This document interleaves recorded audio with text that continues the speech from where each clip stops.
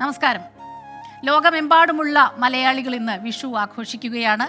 പുലർച്ചെ എഴുന്നേറ്റ് വിഷുക്കണി കണ്ട് വിഷുക്കൈ നീട്ടം വാങ്ങി ഇനിയിപ്പോൾ സദ്യവട്ടങ്ങൾക്കുള്ള ഒരുക്കങ്ങളാണ്. അധികം താമസിയാതെ തന്നെ വിഷു സദ്യ. അതിനുശേഷം വൈകിട്ടോടെ പടക്കം പൊട്ടിക്കുന്നു. കമ്പിത്തിരിയും പൂത്തിരിയും മത്താപ്പുമെല്ലാം കത്തിച്ച് വിഷു ആഘോഷങ്ങൾ അങ്ങനെ പൊടിപൊടിക്കുകയാണ്. എല്ലാ പ്രേക്ഷകർക്കും ഒരിക്കൽ കൂടി വിഷുദിനാശംസകൾ നേർന്നുകൊണ്ട് 24 റൗണ്ടപ്പ് തുടങ്ങുകയാണ്. ഈ മണിക്കൂറിലെത്തുന്ന ഏറ്റവും പ്രധാനപ്പെട്ട വാർത്തകൾ സമഗ്ര രൂപത്തിൽ. ഏറ്റവും പ്രധാനപ്പെട്ട ഒരു വാർത്തയിലേക്കാണ് നമ്മൾ ഇപ്പോൾ പോകുന്നത്. കോടനാട് കിണറ്റിൽ വീണ് കാട്ടാന ചരിഞ്ഞ സംഭവത്തിൽ പ്രതിഷേധം. കാട്ടാന ശല്യത്തിന് പരിഹാരം കാണാതെ കിണറ്റിൽ നിന്ന് ആനയെ പുറത്തെടുക്കാൻ അനുവദിക്കില്ലെന്ന് നാട്ടുകാർ നിലപാടെടുത്തതിനു പിന്നാലെ ഫോറസ്റ്റ് റേഞ്ച് ഓഫീസർ നാട്ടുകാരുമായി ചർച്ച നടത്തി.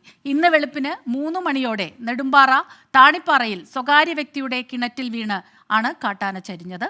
വിനിത VG ചേരുന്നുണ്ട് എറണാകുളത്തു നിന്ന് വിവരങ്ങളുമായി. വിനിത, ഈ കാട്ടാന ചരിഞ്ഞത് അതിന് കാരണം എന്താണ് എന്ന് മനസ്സിലാവുന്നുണ്ട്. ഈ കിണറ്റിൽ വീണത് മാത്രമാണോ അത് കാരണം? അതിനെ പുറത്തെത്തിക്കാൻ അതിനു മുൻപ് ജീവനോടെ രക്ഷിക്കാൻ ശ്രമം നടന്നിരുന്നോ? ഈ നാട്ടുകാരുടെ പ്രതിഷേധം ഏത് രീതിയിലാണ് ഇപ്പോൾ?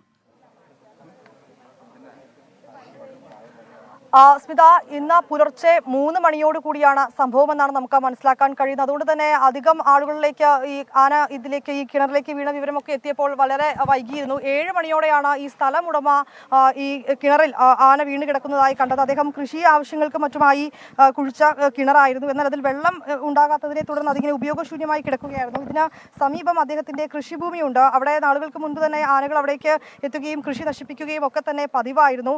ഇന്നും രാവിലെ ഈ ഇത്തരത്തിലേക്ക് ആന കൃഷി നശിപ്പിച്ചത് നോക്കാനായാണ് അദ്ദേഹം ഈ പറമ്പിലേക്ക് എത്തിയിരുന്നത്. ഇതിനിടയിലാണ് ഈ കിണറ്റിൽ വീണ് കിടക്കുന്ന നിലയിൽ ആനയെ കണ്ടത്. തുടർന്ന് അദ്ദേഹം തന്നെയാണ് വിവരം ഫോറസ്റ്റ് അധികൃതരെയും ഒപ്പം തന്നെ മറ്റു നാട്ടുകാരെയും ഒക്കെ തന്നെ അറിയിച്ചിട്ടുണ്ടായിരുന്നത്. ഇപ്പോൾ ഫോറസ്റ്റ് അധികൃതർ ഉൾപ്പെടെയുള്ള ഉദ്യോഗസ്ഥരേക്കൊക്കെ ഇവിടെ എത്തിയിട്ടുണ്ട്. ഇപ്പോൾ ആനയെ കിണറ്റിൽ നിന്ന് പുറത്തേക്ക് എടുത്തിരിക്കുകയാണ്. ഇവിടെ നിന്ന് അല്പസമയത്തിനകം തന്നെ മാറ്റുന്നതിനുള്ള നടപടിക്രമങ്ങൾ കൂടി എടുത്തിട്ടുണ്ട്. ഇതിനിടയിലാണ് നാട്ടുകാർ അവരുടെ ഒരു ചെറിയ പ്രതിഷേധവുമായി രംഗത്തെത്തിയിരുന്നത്. അവരെ സംബന്ധിച്ചിടത്തോളം വലിയൊരു ആശങ്കയിൽ തന്നെയാണ് ആളുകൾ ഇവിടെ കഴിയുന്നത്. ഈ പഞ്ചായത്ത് പ്രസിഡന്റും വാർഡ് മെമ്പറൊക്കെ അടക്കം നമ്മളോട് പറഞ്ഞത് ഏതാണ്ട് ചേർന്നത്.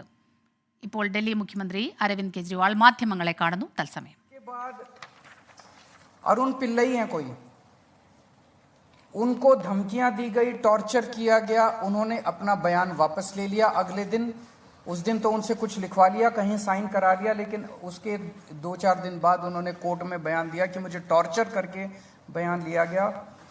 समीर महेंद्रू से टॉर्चर करके बयान लिया गया, उन्होंने अपना बयान वापस ले लिया। मनस्विनी से टॉर्चर करके बयान लिया गया, उन्होंने अपना बयान वापस ले लिया। भूषण बेलगवी से टॉर्चर करके, ये 5 नाम तो मेरे पास ही हैं, पता नहीं ऐसे कितने लोग हैं जिन लोगों को टॉर्चर कर करके बयान लिए गए। ये हो क्या रहा है? एक के बाद एक, एक के बाद एक, एक के बाद एक, जितने लोगों को ये बुला रहे हैं सबको मारते हैं, पीटते हैं, टॉर्चर करते हैं। एक ऐसा व्यक्ति है जिसे एक कमरे में उस व्यक्ति को बिठा रखा था, दूसरे कमरे में उसकी वाइफ को और उसके पिताजी को बिठा लिया, और उसको बोलते हैं कि या तो इस कागज पे साइन कर दे, नहीं तो तेरी पत्नी को और तेरे पिताजी को भी जेल भेज रहे हैं। ये चल क्या रहा है? मैं प्रधानमंत्री जी से पूछना चाहता हूं, ये चल क्या रहा है? जहां कोई घोटाला नहीं हुआ वहां पे कोशिश की जा रही है जबरदस्ती करके, लोगों से जबरदस्ती करके, मार के, पीट के, धमकियां देके बयान लिखवाने की। एक व्यक्ति है, उससे कहा गया कि कल देखते हैं तेरी बेटी, उसकी 2 जवान बेटियां हैं, कल देखते हैं तेरी बेटी कॉलेज कैसे पहुंचती है। ये जांच चल रही है इन लोगों के।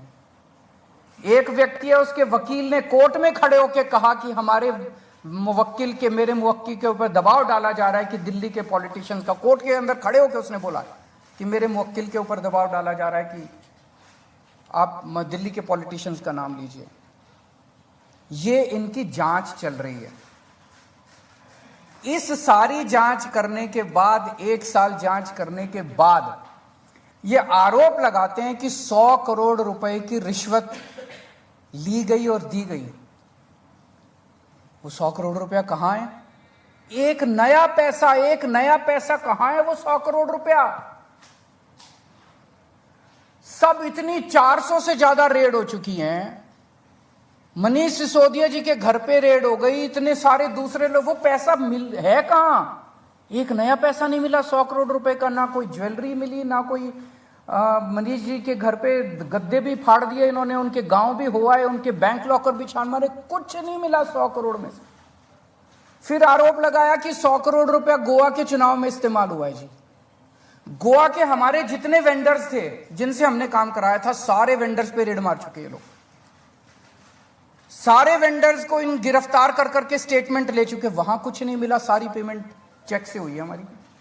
सारा हिसाब किताब इलेक्शन कमीशन को दिया हुआ, वहां भी कुछ नहीं मिला। गोवा चुनाव के अंदर इनको धेला नहीं मिला, तो पैसा गया कहां? अगर रिश्वत ली तो पैसा गया कहां? अरे पैसा तो तब मिलेगा ना जब रिश्वत ली गई होगी और रिश्वत दी गई होगी। आज मैं इस प्रेस कॉन्फ्रेंस में कह रहा हूं कि 17 सितंबर को शाम को 7 बजे मैंने नरेंद्र मोदी को 1000 करोड़ रुपए दिए थे। कर लो गिरफ्तार उनको।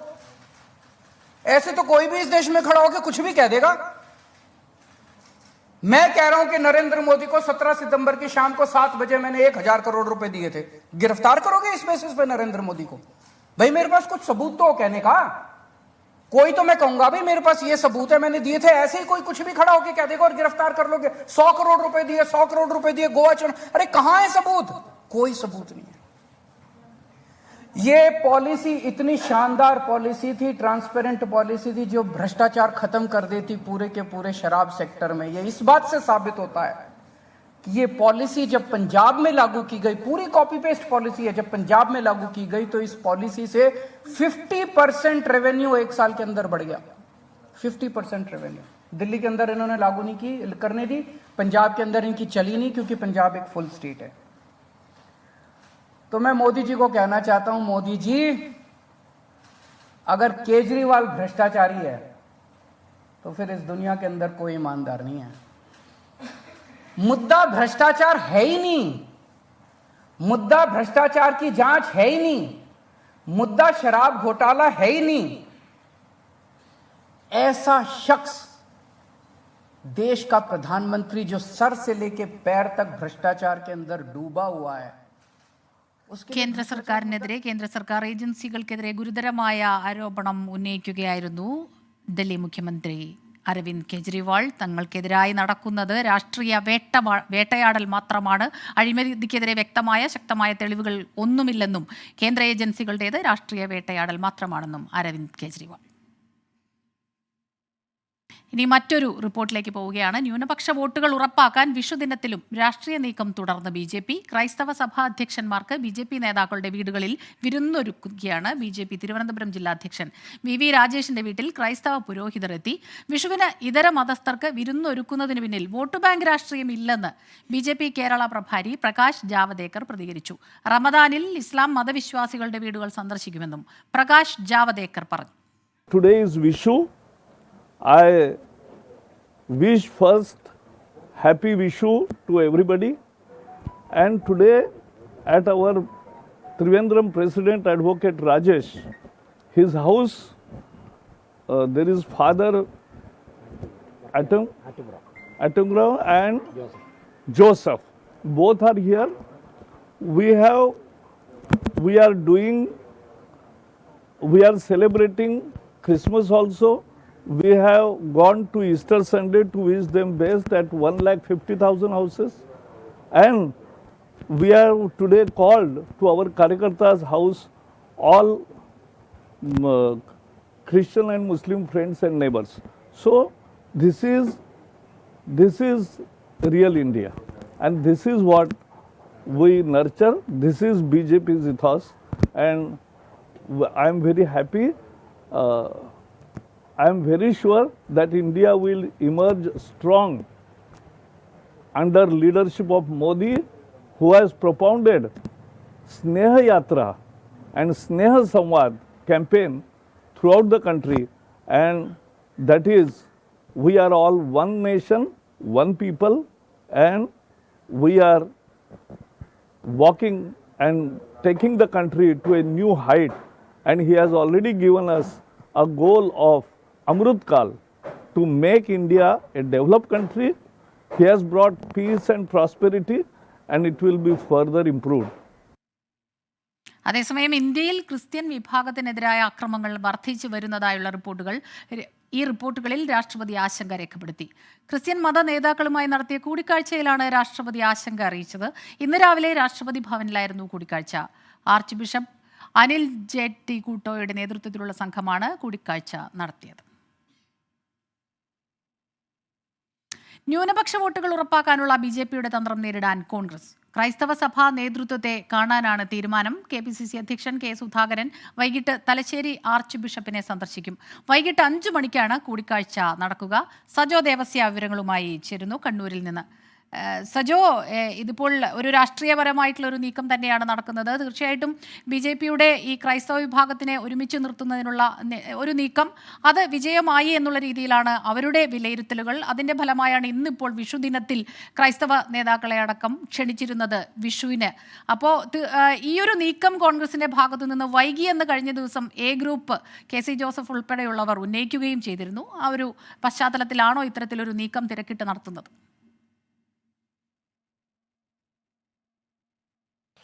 സ്മിത, ക്രൈസ്തവ വോട്ടുകൾ ലക്ഷ്യമിട്ടുള്ള BJP നീക്കത്തെ പ്രതിരോധിക്കുന്നതിൽ അല്ലെങ്കിൽ നേരിടുന്നതിൽ നേതൃത്വത്തിന്, സംസ്ഥാനത്തെ കോൺഗ്രസ് നേതൃത്വത്തിന് നയതന്ത്ര വീഴ്ച പറ്റി എന്ന വിമർശനം A ഗ്രൂപ്പും വിവിധ നേതാക്കളും ഉന്നയിച്ചിരുന്നു. KC ജോസഫ് തന്നെ KPCC അധ്യക്ഷന് കത്ത് നൽകിയിരുന്നു. കാൽച്ചുവട്ടിലെ മണ്ണൊലിച്ചു പോകുന്നു എന്ന കത്തിൽ പരാമർശമുണ്ട്. ഒപ്പം BJPയുടെ ഇപ്പോഴത്തെ രാഷ്ട്രീയ നീക്കം, രാഷ്ട്രീയ തന്ത്രം, ബിഷപ്പുമാരുടെ പ്രതികരണങ്ങൾ അതെല്ലാം ഗൗരവത്തോടെ കാണണം എന്ന് അദ്ദേഹം ആവശ്യപ്പെട്ടു. മാത്രമല്ല K. മുരളീധരനും ബിഷപ്പുമാരെ സന്ദർശിക്കണം, നേതൃത്വം ഈ വിഷയത്തെ ഇതിനെ വളരെ ഗൗരവത്തോടു കൂടി തന്നെ കാണണം എന്ന ആവശ്യം ഉന്നയിച്ചിരുന്നു. അങ്ങനെ കോൺഗ്രസിനകത്ത് തന്നെ വിവിധ നേതാക്കൾ ഈ വിഷയത്തിൽ നേതൃത്വത്തെ വിമർശിക്കുകയും ഈ വിഷയത്തെ നേരിടുന്നതിന് കോൺഗ്രസിന് നയപരിപാടി ഉണ്ടാകണം, തന്ത്രം ഉണ്ടാകണം എന്ന ആവശ്യം ഉന്നയിക്കുകയും ചെയ്തിരുന്നു. ഏതായാലും ഈ വിഷയത്തിൽ വൈകിയെങ്കിലും കോൺഗ്രസ് നേതൃത്വം ക്രൈസ്തവ സഭാ നേതാക്കളെ BJPയുടെ സന്ദർശനത്തിന് പിന്നാലെ കാണുന്നതിന് വേണ്ടി തീരുമാനിച്ചിരിക്കുന്നു. KPCC അധ്യക്ഷൻ K. സുധാകരൻ ഇന്ന് വൈകിട്ട് 5-ന് തലശ്ശേരി ആർച്ച് ബിഷപ്പ് ഹൗസിലെത്തി മാർ ജോസഫ് പാംപ്ലാനിയെ സന്ദർശിക്കും. അതോടുകൂടിയായിരിക്കും സന്ദർശന പരിപാടിക്ക് തുടക്കമാവുക. കർദിനാൾമാർ ജോർജ് ആലഞ്ചേരി, താമരശ്ശേരി ബിഷപ്പ്മാർ റെമിജിയോസ് ഇഞ്ചനാനിയിൽ, ഒപ്പം ബിഷപ്പ്മാർ ചങ്ങനാശ്ശേരി ആർച്ച് ബിഷപ്പ്മാർ ജോസഫ് പെരുന്തോട്ടം എന്നിവരെ കാണാനും KPCC അധ്യക്ഷൻ K. സുധാകരൻ സമയം തേടിയിട്ടുണ്ട്.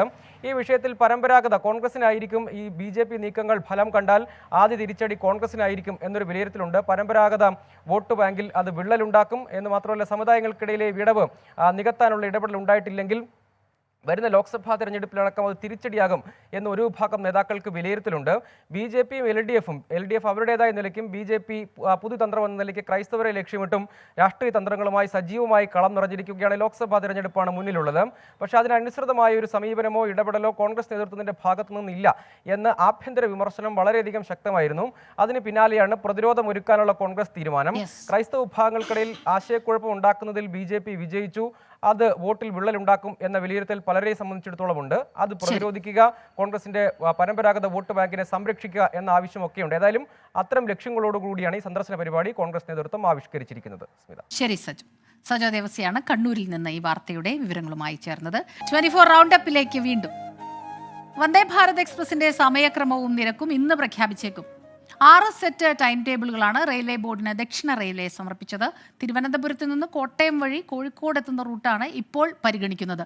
എന്നാൽ സർവീസ് കണ്ണൂർ വരെ നീട്ടണമെന്ന ആവശ്യം സജീവമാണ്. അതേസമയം കേരളത്തിന് അനുവദിച്ച വന്ദേ ഭാരത് ഐശ്വര്യമെന്ന് സുരേഷ് ഗോപി പ്രതികരിച്ചു. ജനങ്ങളുടെ നെഞ്ചത്തടിച്ചു കയറ്റിയ മഞ്ഞക്കല്ലുകൾ തുലഞ്ഞെന്നും ബാക്കി കാര്യങ്ങൾ പ്രധാനമന്ത്രി കേരള സന്ദർശനത്തിനിടെ പറയുമെന്നും സുരേഷ് ഗോപി പറഞ്ഞു. ജനങ്ങളുടെ നെഞ്ചത്തടിച്ച് കയറ്റിയ കുറച്ച് മഞ്ഞ കല്ലുകൾ അങ്ങ് തൊലഞ്ഞു. അത് തന്നെയാണ് ഏറ്റവും വലിയ ഐശ്വര്യം. അത്രയുള്ളൂ. മറ്റൊരു പ്രധാനപ്പെട്ട വാർത്തയിലേക്കാണ് ഇനി പോകുന്നത്. കൊച്ചിയിൽ നവജാത ശിശുവിന് നൽകിയ പ്രതിരോധ കുത്തിവയ്പിൽ വീഴ്ച സംഭവിച്ചെന്ന് പരാതി. ജനിച്ച് 7 ദിവസത്തിനു ശേഷം നൽകേണ്ട കുത്തിവയ്പ്പിന് പകരം 1 മാസം കഴിഞ്ഞ് നൽകേണ്ട കുത്തിവയ്പ് നൽകിയെന്നാണ് പരാതി. ഇടപ്പള്ളി പ്രാഥമിക ആരോഗ്യ കേന്ദ്രത്തിലാണ് ഈ വീഴ്ച സംഭവിച്ചത്.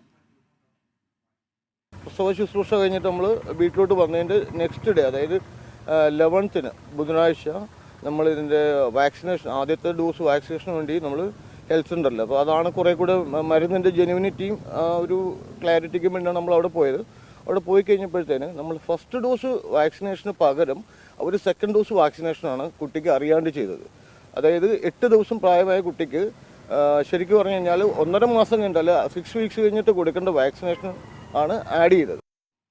സംഭവിച്ചത് ഗുരുതര ചികിത്സാ പിഴവെന്ന് TJ വിനോദ് MLA പറഞ്ഞു. ആരോഗ്യമന്ത്രിയെയും DMOയെയും വിവരം അറിയിച്ചിട്ടുണ്ടെന്നും അടിയന്തര ഇടപെടൽ പ്രതീക്ഷിക്കുന്നുവെന്നും MLA വ്യക്തമാക്കി. ഗുരുതരമായ അനാസ്ഥ മൂലം 1.5 മാസം കഴിഞ്ഞെടുക്കേണ്ട വാക്സിൻ ആ കുട്ടിക്ക് എടുത്തതിനെ തുടർന്ന് കുട്ടിക്ക് വളരെ ശാരീരിക അസ്വസ്ഥം ഉണ്ടാകുകയും എറണാകുളം ജനറൽ ആശുപത്രി ICUയിൽ അഡ്മിറ്റ് ചെയ്യുകയും ഇവിടെ നിന്ന് വീണ്ടും വിദഗ്ധ ചികിത്സയ്ക്കായി എറണാകുളം മെഡിക്കൽ സെൻ്റർ ICUയിൽ അഡ്മിറ്റ് ചെയ്യുകയും ചെയ്യുന്ന ഗുരുതരമായ ചികിത്സാ പിഴവ് ഉണ്ടായ ഒരു സാഹചര്യം. അതേ ഗൗരവത്തിൽ തന്നെ MLA എന്ന് പറഞ്ഞാൽ എൻ്റെ അടുത്ത് ആ വിഷയം വരികയും അതേ ഗൗരവത്തിൽ തന്നെ അത് ഗവൺമെൻറ് ശ്രദ്ധയിൽപ്പെടുത്തി മന്ത്രിക്ക് പരാതി കൊടുക്കുകയും ചെയ്തിട്ടുണ്ട്. DMOയെ ഞാൻ വിളിച്ച് നേരിട്ട് ഈ വിഷയത്തിൽ ഇടപെട്ട് അടിയന്തരമായ നടപടി ഉണ്ടാകണം. ഇനി മേലിൽ ഇത്തരം തെറ്റുകൾ അനാസ്ഥ ഒരാളുടെ ഭാഗത്തുനിന്നും ഉണ്ടാകാതിരിക്കാനുള്ള നടപടി ഉണ്ടാകണം എന്നാവശ്യപ്പെട്ടു. മറ്റൊരു റിപ്പോർട്ടിലേക്ക്. അരിക്കൊമ്പൻ വിഷയത്തിൽ കേരള ഹൈക്കോടതിയുടെ ഇടപെടലിനെതിരെ കേരളം സുപ്രീം കോടതിയെ സമീപിച്ചു. ഹൈക്കോടതി ഇടപെടൽ ജനങ്ങളുടെ ജീവനും സ്വത്തിനും ഭീഷണിയാണെന്നാണ് അപ്പീലിൽ കേരളം ആരോപിക്കുന്നത്. അതേസമയം മൃഗസ്നേഹികളുടെ സംഘടന സർക്കാരിന്റെ അപ്പീലിൽ തടസ്സ ഹർജി ഫയൽ ചെയ്തു. 1971 വന്യജീവി സംരക്ഷണ നിയമത്തിലെ 11(1) വകുപ്പ് അനുസരിച്ച് ഉപദ്രവകാരികളായ വന്യമൃഗങ്ങളുടെ കാര്യത്തിൽ നടപടിയെടുക്കാൻ ചീഫ് വൈൽഡ് ലൈഫ് വാർഡനാണ് അധികാരമുള്ളതെന്നും നിയമപരമായ ഈ അധികാരത്തിന്റെ അടിസ്ഥാനത്തിലാണ് അരിക്കൊമ്പനെ മയക്കുവെടി വെച്ച് കോടനാട് ആനക്കൂട്ടിലേക്ക് മാറ്റാൻ ചീഫ് വൈൽഡ് ലൈഫ് വാർഡൻ ഉത്തരവിട്ടതെന്നും കേരളം ഹർജിയിൽ വ്യക്തമാക്കുന്നു. ഈ തീരുമാനത്തിൽ ഹൈക്കോടതി ഇടപെട്ടത് തെറ്റാണെന്ന് സംസ്ഥാന സർക്കാർ സുപ്രീം കോടതിയിൽ ഫയൽ ചെയ്ത അപ്പീലിൽ ചൂണ്ടിക്കാട്ടിയിട്ടുണ്ട്. അരിക്കൊമ്പൻ 7 പേരെ കൊലപ്പെടുത്തിയതുപോലും കണക്കിലെടുക്കാൻ ഹൈക്കോടതി തയ്യാറായിട്ടില്ലെന്നും ജനങ്ങളുടെ ജീവനും സ്വത്തിനും സംരക്ഷണം നൽകാനുള്ള സംസ്ഥാന സർക്കാരിന്റെ അധികാരം പോലും ഹൈക്കോടതി കണക്കിലെടുത്തിട്ടില്ലെന്നും മറ്റൊരു വനത്തിലേക്ക് അരിക്കൊമ്പനെ മാറ്റുന്നത് പ്രായോഗികമല്ലെന്നും സർക്കാർ ചൂണ്ടിക്കാട്ടുന്നു. അതേസമയം walking eye foundation four animal advocacy എന്ന മൃഗസ്നേഹികളുടെ സംഘടനയാണ് സുപ്രീം കോടതിയിൽ തടസ്സ ഹർജി ഫയൽ ചെയ്തത്. സർക്കാർ ഹർജിയിൽ ഇടക്കാല ഉത്തരവ് പുറപ്പെടുവിക്കുന്നതിന് മുമ്പ് തങ്ങളുടെ വാദം കേൾക്കണമെന്നാവശ്യപ്പെട്ടാണ് തടസ്സ ഹർജി. കാട്ടിലേക്ക് മാത്രമേ അരിക്കൊമ്പനെ മാറ്റാവൂ എന്നാണ് സംഘടനയുടെ ആവശ്യം. ഇതിനു പുറമെ കേരളത്തിലെ ആനത്താരകളിലെ റിസോർട്ടുകൾക്കെതിരെ നടപടി വേണമെന്നും സംഘടന സുപ്രീം കോടതിയിൽ ആവശ്യപ്പെട്ടിട്ടുണ്ട്. 24 ഡൽഹി. എലത്തൂർ ട്രെയിൻ ആക്രമണ കേസ് പ്രതി ഷാരൂഖിനെ അടുത്ത ദിവസം എലത്തൂരിലെ റെയിൽവേ ട്രാക്കിൽ തെളിവെടുപ്പിനെത്തിക്കും. ചൊവ്വാഴ്ച കസ്റ്റഡി കാലാവധി അവസാനിക്കും മുൻപ് ഷാരൂഖിൽ നിന്ന് പരമാവധി വിവരം ശേഖരിക്കാനാണ് അന്വേഷണ സംഘത്തിന്റെ നീക്കം. ഉത്തരേന്ത്യ കേന്ദ്രീകരിച്ചും പ്രത്യേക സംഘത്തിന്റെ അന്വേഷണം തുടരുന്നു.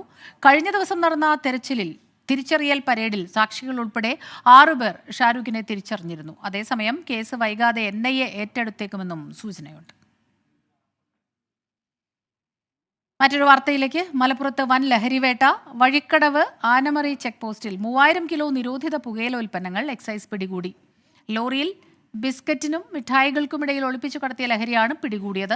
സംഭവത്തിൽ പാലക്കാട് സ്വദേശികളായ അബ്ദുൾ ഷഫീഖ്, അബ്ദുൾ റഹ്മാൻ എന്നിവർ എക്സൈസിന്റെ കസ്റ്റഡിയിലായി. ഇവരുടെ കയ്യിൽ നിന്ന് രേഖകളില്ലാതെ സൂക്ഷിച്ച 1,29,000 രൂപയും പിടിച്ചെടുത്തിട്ടുണ്ട്.